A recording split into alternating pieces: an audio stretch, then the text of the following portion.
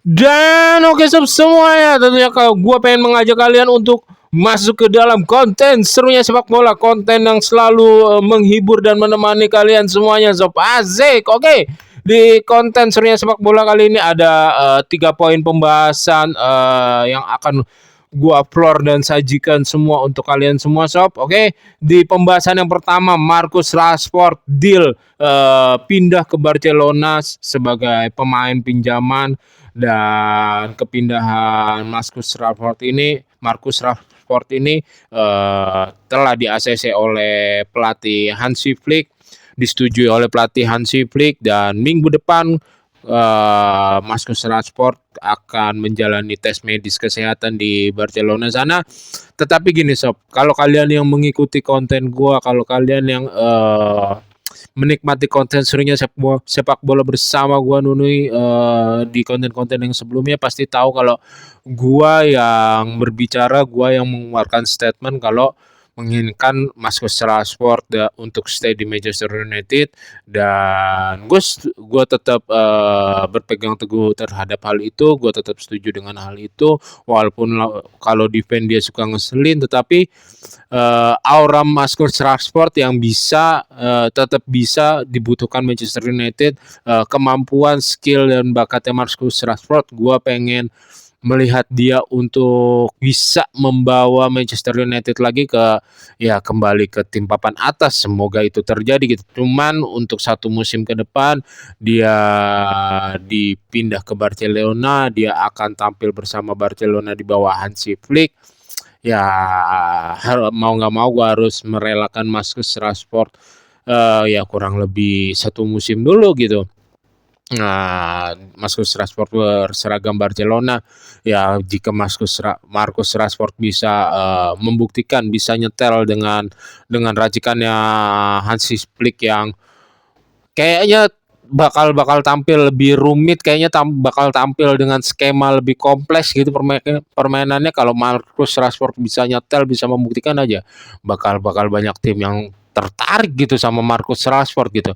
Ya secara kalau dari segi permainan harus diakuin, gue pun mengakuin gitu, kalau dalam sisi skema, dalam segi setup, formasi dan segala macam, kayaknya Hansi Flick masih lebih unggul gitu daripada Ruben Amorim ya.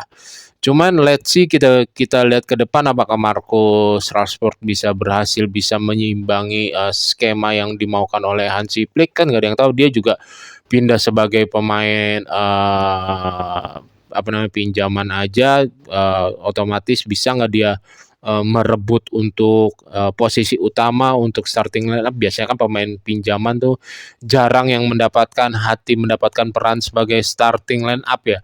Ya Barcelona ya gagal mendapatkan Williams Junior dari Atletico Bilbao, ya Marcus Rashford walaupun kemampuannya di bawahnya William ya saat ini, ya sampai gue berkata saat ini sekarang ini ya dengan status pinjaman, why not? Kenapa tidak? Oke. Untuk poin selanjutnya yaitu gue akan membahas kepindahan Mbeumo yang transfer ini akhirnya berlarut-larut lama banget. Brentfordnya jual mahal ya, terbukti akhirnya didapatkannya dengan harga yang mahal gitu, 70 juta pounds, 70 juta euro. Let's see, 65 juta euro plus 6 juta euro gitu kesepakatannya dengan pihak Brentford tersebut.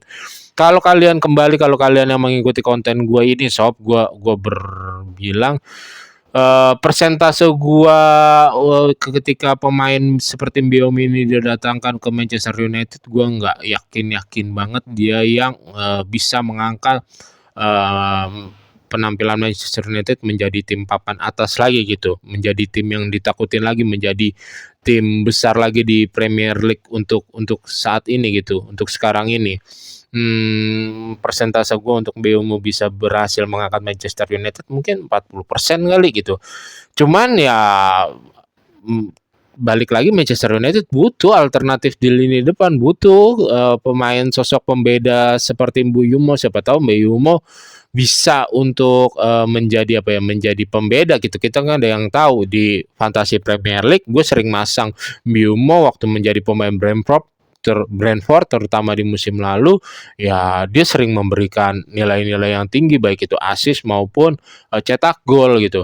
Ya cuman kalau di masalah Manchester United itu ya balik lagi tekanannya kan beda gitu, ya tekanannya rumit dari fans dari segala macamnya, apalagi tim besar yang sedang terperosok jatuh ke dalam banget ke jurang itu bakal lebih sulit ketika Mbeumo bisa menampilkan permainan terbaik di Brentford. Belum tentu, bukannya tidak mungkin ya, belum tentu di Manchester United bisa. Cuman ya akhirnya beruntungnya transfer ini selesai, akhirnya transfer ini berhasil untuk Manchester United. Cuman untuk ya ke harga segitu ya balik lagi kemahalan untuk sosok Mbeumo. Cuman ya gimana lagi, pemain yang mau datang ke Manchester United juga sulit. Pemain top player yang grade A, kualitas A datang ke Manchester United udah susah, nggak kayak zaman dulu gitu ya.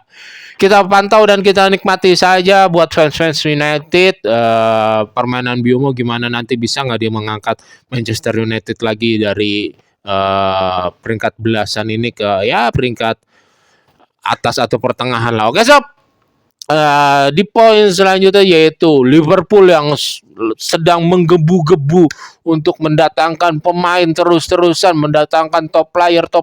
Kali ini dia bisa dibilang gagal lah, tidak berhasil lah mendatangkan Isak, striker Newcastle yang musim lalu bermain untuk Newcastle, 2 musim lalu bermain untuk Newcastle. Isak sendiri ditawar oleh Liverpool, diberi harga oleh Liverpool tuh sebesar 120 juta euro. Gua nggak mau salah nyebut, jadi gue barusan lihat. Gue takut gue lupa. Oke. 120 juta euro dan tawaran tersebut ditolak oleh Newcastle. Newcastle beranggapan kalau Mbeumo astagfirullahaladzim, Isak ini adalah pemain yang udah golongan penyerang top player, penyerang kelas atas, dan tidak beranggapan harga segitu tuh tidak masuk dengan harganya Isak gitu. Dan ya Isak sendiri bisa menurut Newcastle dikesandingkan dengan siapa sekarang, Vlahovic, Haaland, dan yang lainnya gitu kan. Ya itu menurut Newcastle. Cuman ya ada poin plusnya dari poin ini ya, Isak bersama agennya langsung mengambil inisiatif, langsung minta Newcastle untuk menaikkan gaji. Kalau misalkan Isak sendiri dianggap oleh striker yang udah top grade, top player gitu, ya udah naikkanlah gaji Isak gitu. Jangan sampai Isak mendapat gaji yang seperti sekarang gini. Isak sendiri kalau diketahui itu mendapat gaji yang belum mendapatkan gaji terbesar di Newcastle saat ini. Dia peringkat berapa? Peringkat 3, 4, 2 atau ya kurang lebihnya segitu, gue lupa berapa. Kalau yang tahu silakan komen tanpa menjatuhkan gitu. Ya itu ya good moment banget nih buat pemikiran agennya. Ya udahlah, gue minta Isak untuk dinaikkan gaji, sementara pembayarannya Liverpool kan ditolak nih sama Newcastle. Ya kalau emang Newcastle beranggapan Isak juga sebagai striker kelas dunia, top player, top grade gitu, ya udah naikkan aja gajinya sekarang. Toh Isak sendiri kan belum mendapatkan gaji yang terbaik yang di Newcastle sekarang ini. Ya kita tahu Isak merupakan mesin gol lah dari Newcastle di musim lalu, dan penampilannya Isak ya bagus-bagus aja. Gua rasa di Newcastle beberapa di musim lalu khususnya gitu. Oke sob, sekian konten serunya sepak bola bersama gua Nunuy. Jika kalian menyukai dan menikmati konten serunya sepak bola bersama gua Nunuy, jangan lupa untuk subscribe, komen, like, and share, and see you and bye bye. Ingat sob, paling penting apa gue bilang, jaga kesehatan kalian. Sampai ketemu di konten serunya sepak bola selanjutnya. Bye bye.